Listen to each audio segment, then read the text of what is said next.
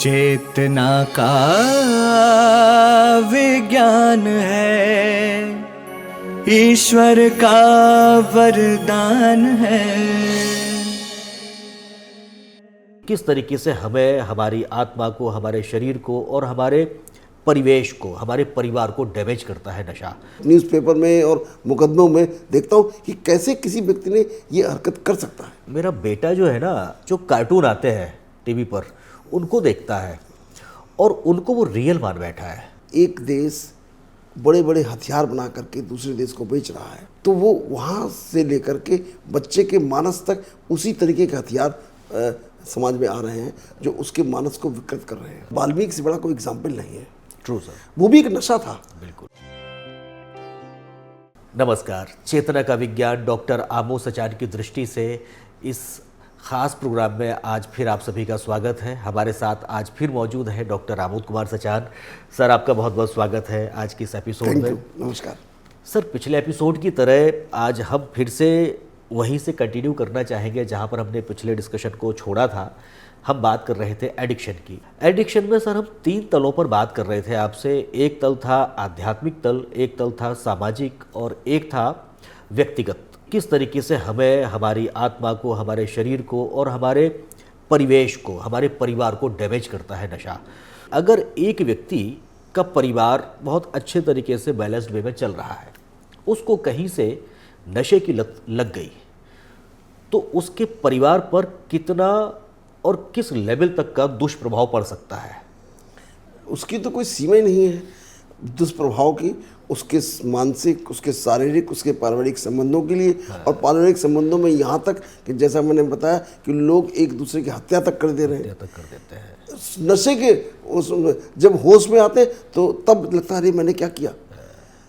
नशे के under cover में वो इस तरीके के दुष्कर्म कर देते हैं और भी न जाने क्या क्या हो जाता है। कोई ऐसी दुर्घटनाएं होती हैं जो आदमी कोई होश में कर नहीं सकता है। जो तमाम तरीके के रेप हो रहे हैं, तमाम तरीके ये इसमें मेजर रोल नशे का है। तो नशे की हालत में उसको होश ही नहीं होता कि मैं क्या व्यवहार कर रहा हूँ, किसके साथ कर रहा हूँ।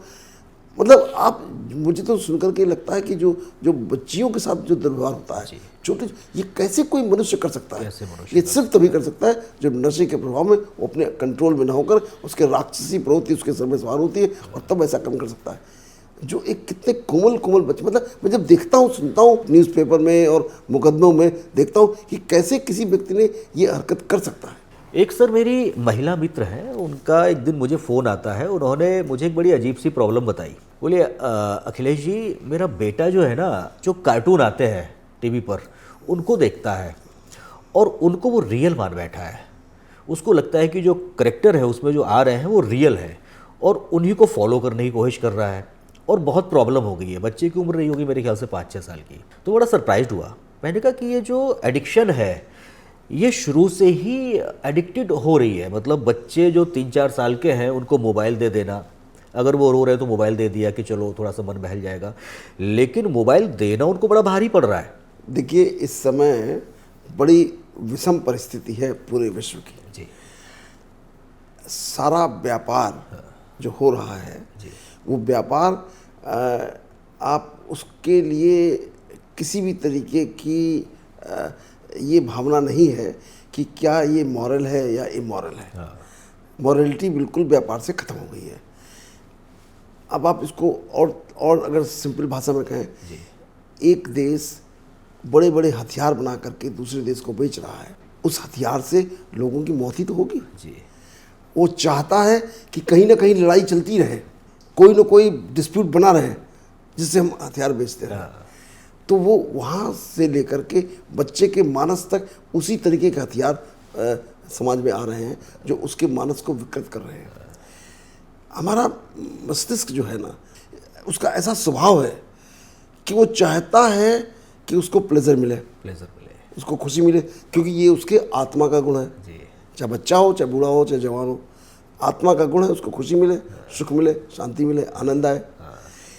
तो वो कुछ न कुछ ऐसे ऑब्जेक्ट होते हैं जिससे उसको ये चीज़ मिलने लगती है, उसकी ग्रेटिफिकेशन होने लगती है। जैसे कार्टून है, अब उस कार्टून देख करके उसको मज़ा आने लगा, तो मज़ा आने का मतलब क्या है? उसको खुशी मिलने लगी। अब वो खुशी के एडिक्ट हो गया वो।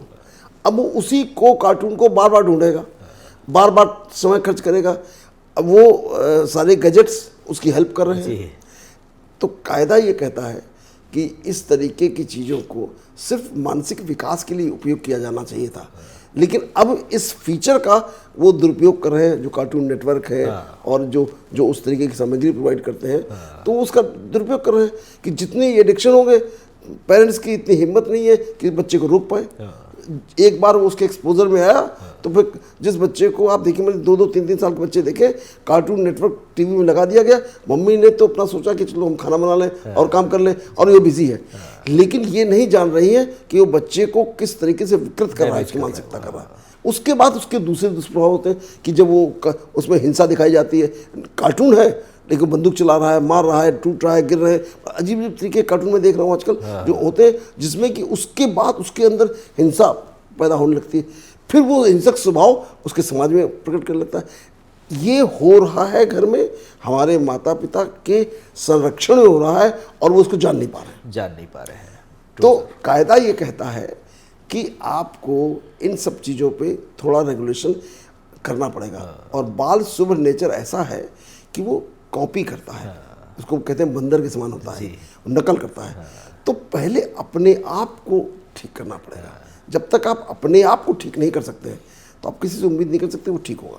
जो भी हम काम कर रहे हैं वो सब लोग देख रहे हैं, परिवार में माता पिता, स्कूल में टीचर, उसके आदर्श होते हैं और वो आदर्श को भिन्न छिन्न भिन्न नहीं होने देना चाहता।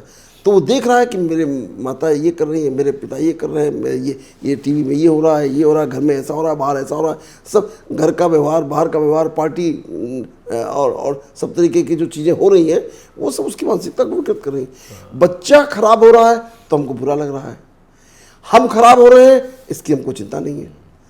तो हमें ठीक करना है अपने आप को। यदि हम ठीक हो जाएंगे तो सब ठीक हो जाएगा। जिन्होंने आपको ये बात बताई तो उनका आंसर ये है कि आप अपने आप में परिवर्तन करें, बच्चे के अंदर परिवर्तन अपने आप हो जाएगा। अगर किसी व्यक्ति को किसी भी तरीके का एडिक्शन है, विचारों का एडिक्शन है, शराब का एडिक्शन है, कैफीन का, निकोटीन का, किसी भी तरीके का एडिक्शन है, शरीर से दूर करने के लिए या मन से उसको दूर करने के लिए उपाय क्या होना चाहिए और उसमें लगभग मिनिमम कितनी अवधि आएगी? एडिक्शन को जब आप नाम लेते हैं ना तो सबसे ज़्यादा प्रोमिनेंट एडिक्शन है, उसको अगर आधार बना करें बाकी सब लागू वही होता है। तो क्या होता है कि जब आप एडिक्शन करते हैं तो ये जो पांचों इंद्रियां हैं इनकी क्लाउडिंग हो जाती है।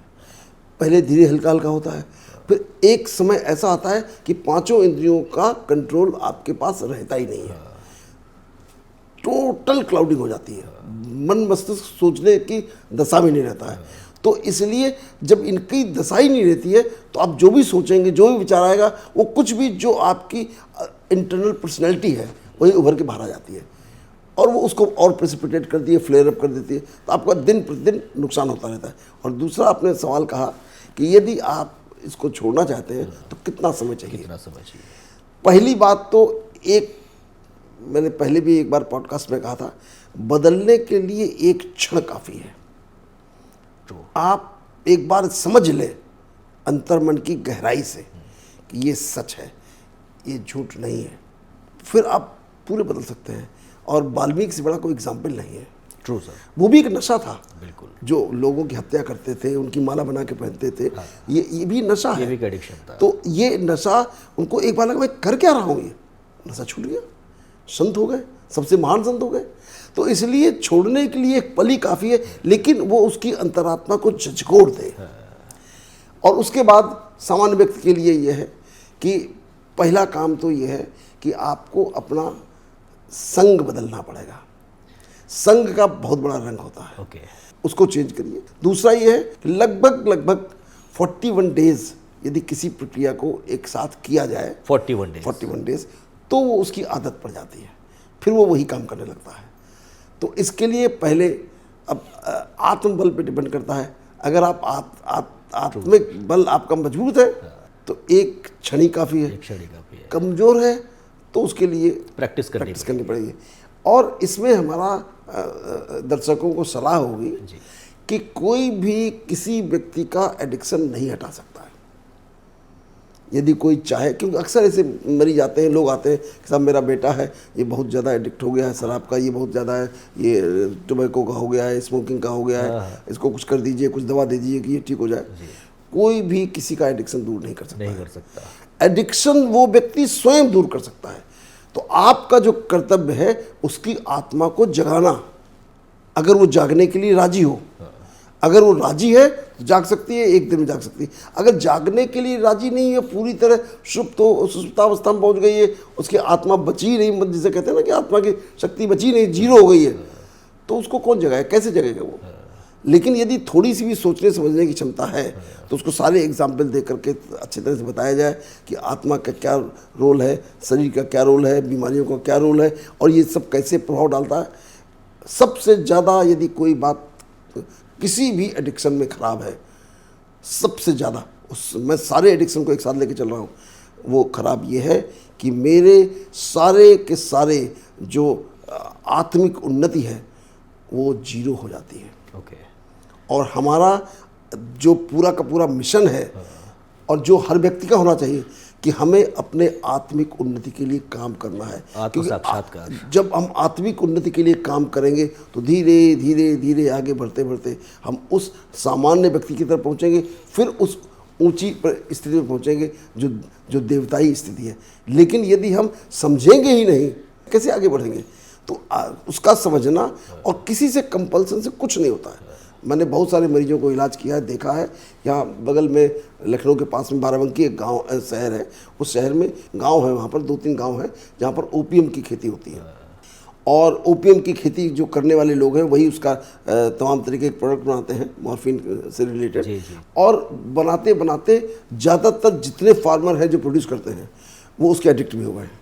तो कई वहाँ के टिकरा विलेज है, मुझे नाम याद आ गया उस गांव में। अच्छा। हाँ, उस गांव में जहाँ ये पैदा होता है, और वो उसका लाइसेंस, गवर्नमेंट लाइसेंस इशू करती है उनको खेतों का कि इतने एरिया में आप अफीम बो सकते हैं, और फिर उसका पैदा करके और सरकार को ही जमा किया जाता है। तो ये पूरा प्रोसेस है नारकोटिक्स डिपार्टमेंट का। उसमें जितने वहाँ के निवासी हैं ज़्यादातर ओपीएम एडिक्ट हैं। अच्छा। ज़्यादातर मैंने बहुत सारे मरीजों को भर्ती करके उनको ठीक किया। यहाँ से आए, रखे, 15-20 दिन रखा गया और उनका डी एडिक्शन हो गया। लेकिन उनके अंदर वो भाव नहीं था, दृढ़ता नहीं थी, बहुत परेशान थे। आ गए कि साहब ठीक कर दिए, बहुत परेशान है, आंसू आते हैं, पेट में क्रैम्पिंग होती है, उलझन होती है, बेचैनी होती है, बहुत सारे ओपीएम के एडिक्शन के सिम्टम्स हैं। उससे परेशान होकर आते थे, भर्ती होते थे, ठीक होते थे, लेकिन जाते ही फिर 15-20 दिन बाद फिर उसी में फंस जाते, उसी एटमॉस्फेयर में फिर जाते हो। तो जब तक उसको आत्मिक ज्ञान नहीं मिलेगा, जब तक वो रियलिटी नहीं समझेगा कि मैं कौन हूँ, मेरे को क्या करना है, मेरे जीवन में मुझे क्या होना है, तब तक डी एडिक्शन संभव नहीं है। तो नशा वो है जो किसी भी चीज़ के लिए कंपल्सिव डिसऑर्डर बन जाए, मतलब आपका उसके बिना काम न चले, आप बेचैन हो जाएं कि मुझे यदि चाय नहीं मिली, कॉफ़ी नहीं मिली, सब एडिक्शन में आता है। यदि कोई ऐसी चीज़ आप खाते हैं, कोई और चीज़ पीते हैं जिसके बारे में आपके मन में भाव है कि नहीं इसके बिना तो हम कुछ कर ही नहीं सकते, वो सब नशे में आता है। आपको किसी भी पदार्थ पर डिपेंडेंट नहीं होना है। एडिक्शन को डिपेंडेंस भी कहते हैं। तो अगर आप डिपेंडेंट हो जाएं तो वो सब आपको परेशान करता है और वो आपके लिए उचित नहीं है। बिल्कुल सर, जो नशा होता है वो व्यक्ति को राक्षसी प्रवृत्ति का बनाता है और उसको किसी भी लेवल पर राक्षस ही बना देता है, राक्षस बना देता है। और व्यक्ति किस तरीके से किस हद तक नीचे गिर सकता है उसको इसका पता तब चलता है जब उसका नशा ख़त्म होता है, वो नशे से ऊपर आता है, फिर उसको पश्चाताप होता है, लेकिन शायद तब तक देर हो चुकी होती है। तो सर, जिस तरीके से आज आपने नशे के प्रभाव, दुष्प्रभाव पर हमारे दर्शकों को बताया, उनको इस चीज़ का ज्ञान करवाया अपने दृष्टिकोण से, वो बहुत ही महत्वपूर्ण है। और मैं सभी से ये अपील करना चाहूँगा कि नशा निश्चित रूप से एक ऐसी लत है जो आपकी आत्मा, आपके शरीर, आपके परिवार, आपके परिवेश और पूरे सामाजिक रूप से आपकी प्रतिष्ठा को डैमेज करता है। तो कोशिश करिए कि नशे से आप अलग रहें। डॉक्टर साहब, हम अगले एपिसोड में एक बार फिर इसी टॉपिक पर, नशे पर, एडिक्शन पर बात करना चाहेंगे। और वो नशे के एडिक्शन कितना विस्तार रूप ले चुके हैं, वो सोशल मीडिया में भी है, वो फिल्म जगत से जुड़े हुए हैं, वो धार्मिक कृत्यों से भी जुड़े हुए हैं, वो भी एक नशा है। तो हम कई तरीके के नशे के आयामों पर आपसे बात करना चाहेंगे अगले एपिसोड में। आज के लिए सर इतना ही। नमस्कार सर। नमस्कार।